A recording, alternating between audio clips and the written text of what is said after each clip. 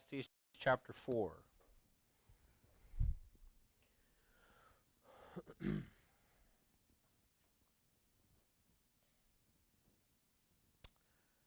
Ecclesiastes chapter 4.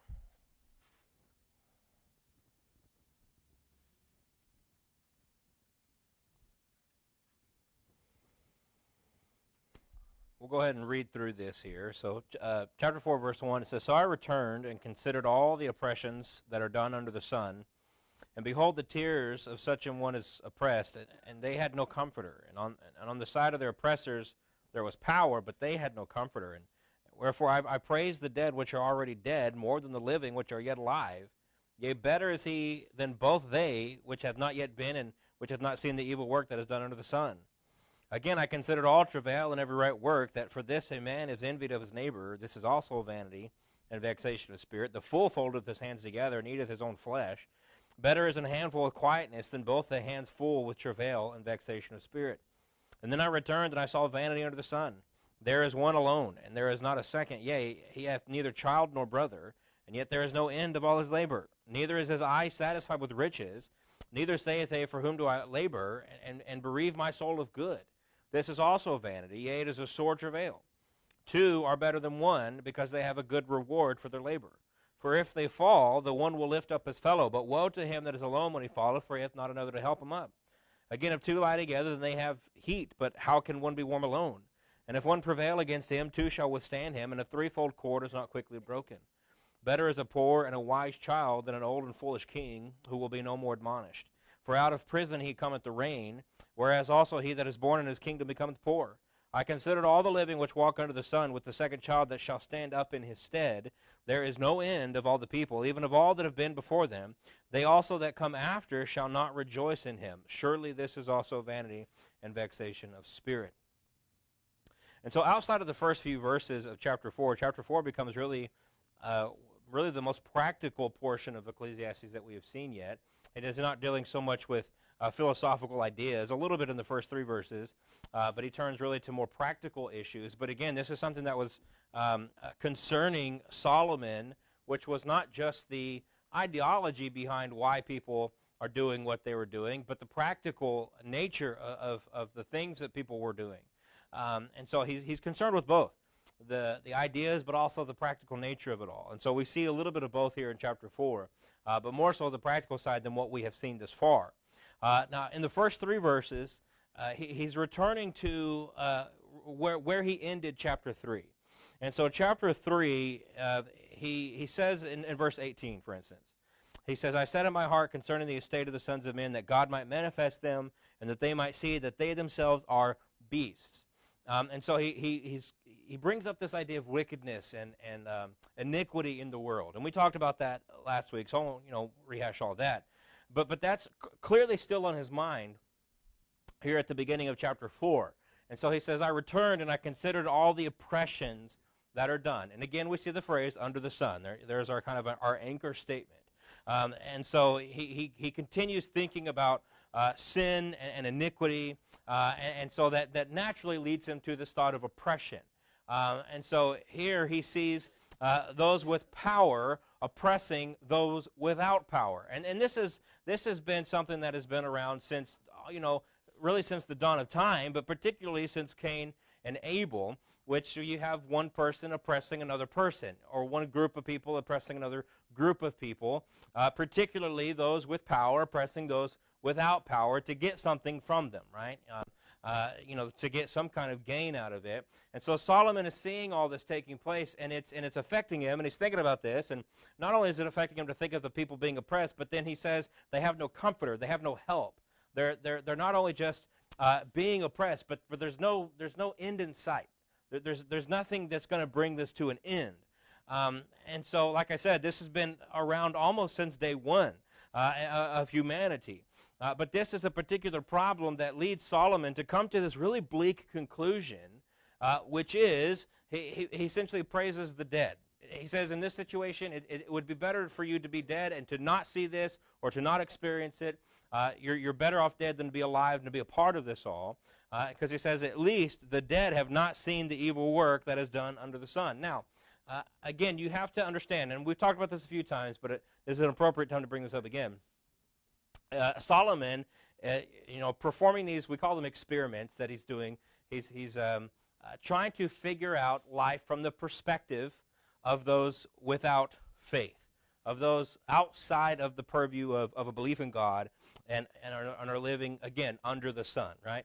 And so this is the conclusion that he comes to. And so Solomon, is from that perspective, is right, because as much as can be and should be done for the powerless and the oppressed, nothing short of Christ's return is ever going to stop it, right? I mean, those people who are oppressors, those who are being oppressed, right, that's not going to stop. That now, and it's probably necessary to say in this day and time that people take that theme and they run with it and they make oppression where there is none. But that doesn't mean that there's not oppression in the world. Oppression exists. There are people being oppressed today. There are people oppressing today. But we don't need to make it up where it doesn't exist, because it does exist. But that particular problem, like I said, it's not going to end until Christ returns and he rules this earth with a rod of iron. And so this section, really the first 3 verses of chapter 4, really stand as the bleakest in the entire book.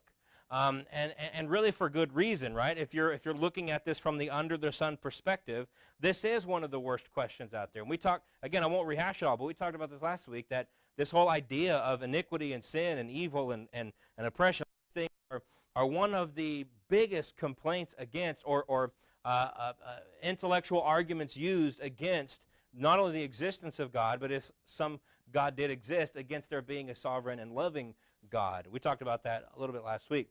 And so this is a big problem, and Solomon knows it's a big problem. And so he comes to this conclusion, right, the dead are better off. I want to quote here Ernest Henstingberg. I'm probably not pronouncing that right, but that's what I'm going to go with. He says, by thoroughly disgusting us with the world, and by making us realize its absolute vanity, God means to draw us to himself. Only in this way can Yahweh, the true and absolute being, become to us what he really is. Through much tribulation must our hold on earthly things be loosened, and ourselves enter into the kingdom of God.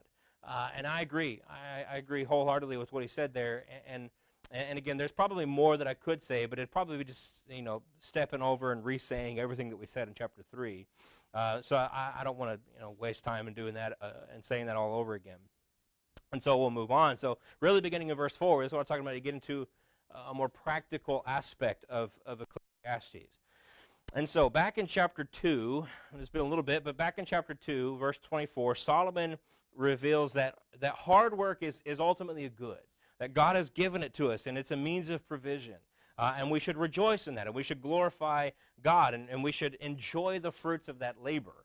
And he talked about that back in chapter 2. However, he also knows that while hard work is ultimately good, there also exist many sinful attitudes around work, and hard work in particular.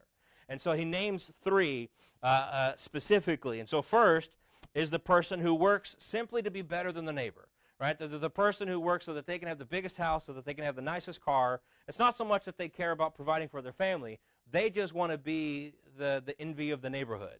Right? They want to make sure that I'm the top dog, right? I can take everybody to my house and show them I'm better than you because I have more bathrooms than you do in your house, And so the person who works just to be the envy of the neighborhood. Solomon says this is vanity. You see that there in verse number 4.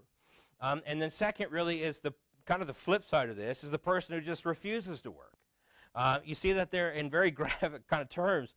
Verse 5, the fool foldeth his hands together and eateth his own flesh. And so Solomon says that the person who refuses to work, that's self-defeating. And so that's slothfulness. If you go read through the book of Proverbs, you'll find where there are several proverbs that speak against the evils of laziness and slothfulness. And so, hard work has its place, and in and of itself, it's ultimately a good thing. And so you have the person who's, just working for the wrong reasons. You have the person who refuses to work. And then you have the third person who is so fixated with their job, so fixated with work, that they are never satisfied. They have to constantly climb the ladder. Again, it has nothing really to do to do with their bank account. It's not that because they want to work harder to have more provisions and a more comfortable life for their family. It's just because they're addicted to their job. And they're just working and working and working, and they keep going. They're never satisfied. And ultimately, Solomon says they end up alone. And Solomon says this is sore travail. There are plenty of people, and probably all of us can think of somebody who would fit into at least one of these categories, if not all three. And so, yes, again, hard work is good, but there absolutely are sinful attitudes that exist around hard work. Now, the proper mindset concerning work is really found in verse 6. And so verse 6, he says, better is an handful with quietness than both the hands full with travail and fixation of spirit. Essentially, better is less with the proper mindset than more with a wrong mindset. And this is not just an Old Testament idea. This is born out of the New Testament as well. Essentially, he's saying work hard, be satisfied with what you've done, enjoy the fruits of that, but also know for whom you work, both be God and your family. 1 Timothy, when Paul writes to Timothy in 1 Timothy 6, he says, perverse disputings of men of corrupt minds and destitute of the truth. These are the kinds of people spouting this ideology. What do they say? They supposing that gain is godliness. Gain is godliness. But Paul says, from such withdraw thyself, but godliness with contentment is great gain. Right? And so they have the perspective backwards. Again, God has given us work for a reason. And that reason is simply a means to an end. God is providing through work, right? That's why it exists. And so we have to have the proper mindset regarding that. And Paul says that the proper mindset is that godliness with contentment. Contentment is the big problem in a materialistic society. Right? We're almost never content. We're almost never content with what we have. If there's probably no better proof of this than the fact that Apple and these other companies can release a new phone every year, and there are people who are not content unless they have the newest model, even though it's almost insignificantly different from the last one. They just have to have it because it's the newest one. I used to work at Enterprise, and I'll never forget. I can't remember if I was dropping him off or if I was picking him up. Either way, he was going to a body shop. His truck was in the body shop. And he told me, and I don't know if he might have been lying through his teeth, I don't know, but what he told me is that he was going to pick up his King Ranch F-150. He says, I get the new one every year it comes out. That's what he told me. And I was just, my mind was blown by this. That somebody would even have that kind of money was just shocking to me. But the fact, my question was why? Why? How is it so different enough? And it just comes down to they're not content unless they have the newest, biggest, best, most expensive. Again, it's exactly what Solomon is saying here. They have to be the envy of everyone. There's no practical reason that you would do that. And so this is, we see this problem existing everywhere in our society, and I would say more so in a materialistic society like what we have. Obviously, we thank God for the fact that we live in the time that we do, where we're not beggars, and we're not having to more often than not worrying about where the next meal's coming from. But there's another end of the ditch, and America by and large is seemingly falling into that other ditch, and so there's problems on both sides. And so he takes a thought that he expressed with that third problem, the third problem of the person working so much that they just wind up alone. And so that seemingly leads him into his next idea, where he begins to talk about companionship, and that starts there in verse number 9. And so another pretty well-known portion of Ecclesiastes, two are better than one. And then he lists a number of reasons why, right? Because they have a good reward for their labor. If they fall, the other one will help. Verse 11, if they lie together, they have heed. Verse 12, if one prevail against them, they'll withstand him. And then he ends with the conclusion, a threefold cord is not quickly broken. And so Solomon, again, speaks of the very practical implications of the importance and benefit of companionship. And I'll come back to this thought in just a moment. I've heard, I wouldn't say a lot, but I've heard a few pastors and sermons in my day where people take this and they give the impression that Solomon is speaking about marriage. Solomon's not speaking about marriage. It's absolutely applicable to marriage, and I'll come back to that in a second. But marriage is not the topic. Companionship is the topic. And so two are better than one. That's true, obviously in a marriage relationship, but that's true if, just to have a friend. It's true in a business relationship. It's true in any relationship where two people with similar mindsets who are working together for the mutual benefit of both. Right? Because notice what Solomon's talking about here. This is not one person mooching off of another person. No, this is two people working together in mutual benefit, mutual relationship. Then two is better than one. And then at the end, a threefold cord is not quickly broken. From the very beginning, God spoke of the need for companionship. Right? And the very beginning, in Genesis chapter 2, it says, "And the Lord God said, it is not good that the man should be alone." Right? Now, obviously, he creates Eve and institutes the marriage relationship. But the need for Eve came about because God looked at Adam and he said, it is not good that man should be alone. And so Solomon makes the very simple but very true statement, two are better than one. And so he points out that companionship offers better reward, better help, better comfort, better strength. It's just better. That's the word that Solomon wants you to come away with. Now, as I said, he is not specifically speaking about marriage. He's not specifically speaking. In other words, it would be improper exegesis to come to Ecclesiastes chapter 4 and say that chapter 4, verses 9 through 12 are Solomon's thoughts on marriage. That's not the ultimate point that Solomon is making. It is the ultimate application of the point that he is making. And that's the point. So in other words, I have no problem with the pastor taking this passage and preaching it at a wedding. I think it's highly appropriate. But again, it just wouldn't be appropriate to say that marriage is the point that Solomon is talking about. And so they'll take his conclusion there to say a threefold cord is not quickly broken, to say that what Solomon means is you have a husband and a wife and God in that relationship. Again, that's true. And that is, again, the ultimate application of what Solomon is saying. But it's not the only thing that Solomon is saying. Any relationship is stronger when God is included. Right? I can have a close friend, and when we include God in our relationship, you could say that was a threefold cord. Right? It's not just husband, wife, and God. In fact, I think it's probably even more likely that when he says that, he's probably thinking about husband, wife, and child. That's probably what Solomon had in mind. But nevertheless, the ultimate application is marriage. And so, again, marriage would be the ultimate application of this, but it is probably likely more specific than Solomon was intending, but it's appropriate to make that. And so, again, the importance of companionship, practical observations that Solomon is making. And then it leads into one final one. Better is a poor and a wise child than an old and foolish king who will no more be admonished. And so he speaks about the vanity, to use his word, the vanity of popularity and prestige, popularity and power, prestige, whatever adjective you want to throw on there. And now, verse 13, I don't think, and this is just my opinion on this, I don't think Solomon sat down and had one person in mind when he wrote verse 13. But obviously, there are very clear parallels to his father. David would be one who, I think verse 13 would well sum up his life.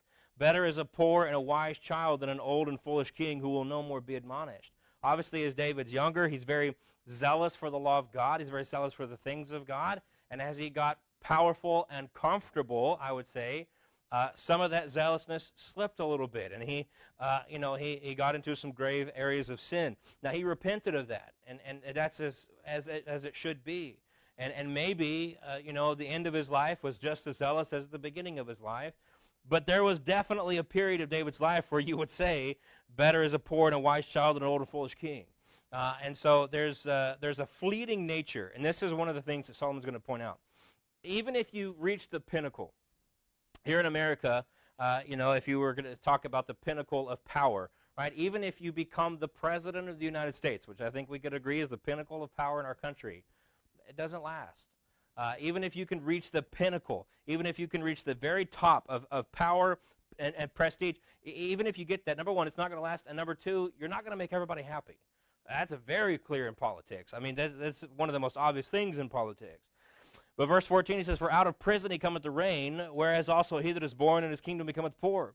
I considered all the living which walk under the sun, with the second child that shall stand up in his stead.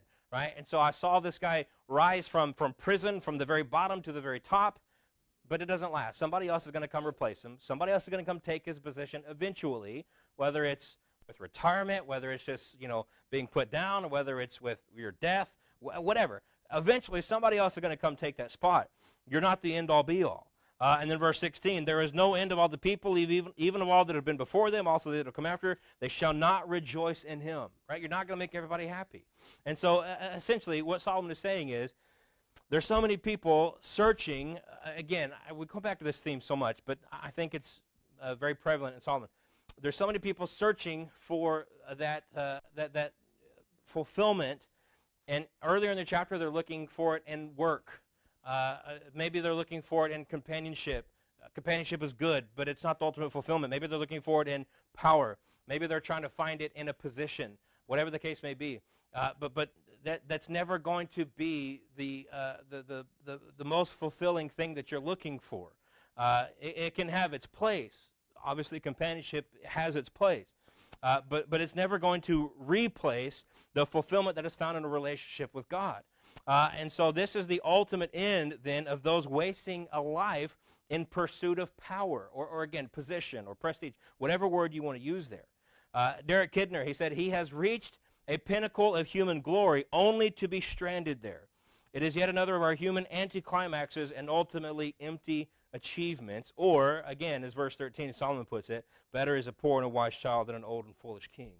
And so, again, he speaks of the vain nature of searching for these excesses of life, money, power, all of these other things, which people do all the time. And sometimes I think we find ourselves doing this even if we don't realize it's what we're doing.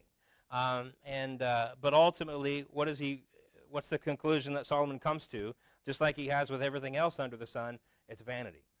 Vanity. It's meaningless. It's not lasting. It's fleeting. It has no ultimate value. And so there are much more important things, better things, more eternal things, more lasting things, more fulfilling things.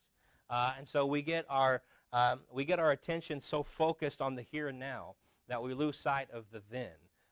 And when we lose sight of what's coming, and we're so focused on now, we're missing out on where most of our lives are going to be. And so there's a sense in which we want to be good and obedient and faithful here. But ultimately, the reason why we want to be so good and faithful and obedient here is because of what's coming afterwards. And so, we have to be right-minded. And ultimately, that's where fulfillment will be found. So Solomon does a great job of pointing all this out and doing so, again, in a very practical, here, at least in chapter 4, a very practical manner, more so than what we have seen thus far in the book of Ecclesiastes. Okay. Continuing on here with